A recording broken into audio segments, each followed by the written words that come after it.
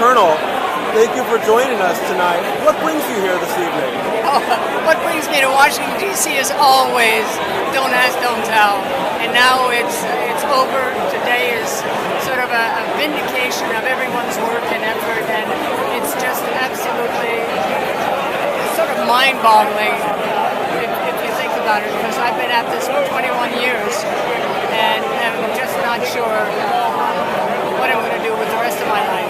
Now, you were discharged before Don't Ask, Don't Tell was even in effect, right? Yes, and then I was reinstated when I won my lawsuit under Don't Ask, Don't Tell.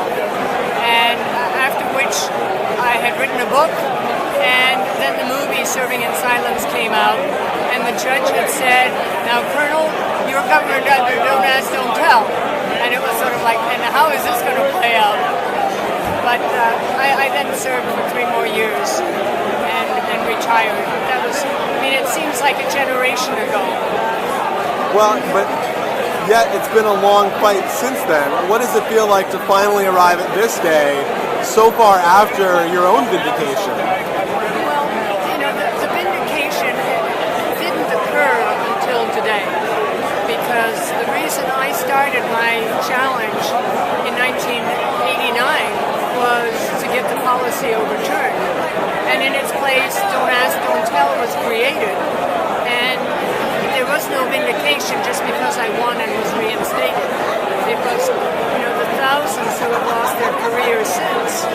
And now it's like the time is finally here that they can serve with honor and dignity, and still a little trepidation of how everything is going to go, but it all works out in the end, and it's just probably the best day that I can think of for the American military as well as for America in general. And what I said some months ago when it was first overturned, the repeal was, until the repeal, we in the service represented the flag. Now the flag represents us. What message would you send to all those troops out there who still maybe feel that they need to serve in silence to honor their military service? Well, I think you should always have the choice of serving in silence, because there is the internal homophobia and the expectations that you're going to lose your friends and that sort of thing. And so the process of coming out is one that takes time, but at the same time will lead to your freedom in a way that you could never experience it again. And so, don't expect though that you're necessarily going to be embraced by others, but at least know that you can live your own truth and not worry about your career.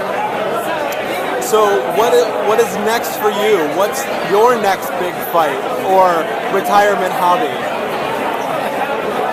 Well, I would love to see the federal law against DOMA overturned, and so that there is federal recognition for either domestic partners or marriage, so that my partner, for example, could benefit from my retirement and Social Security and things like that. And it certainly needs to happen in the military so that all service members' families are treated equally. Well, we thank you for your long fight and wish you the best, and congratulations on what must be a really special day for you. Thank you very much. Thank you, Colonel.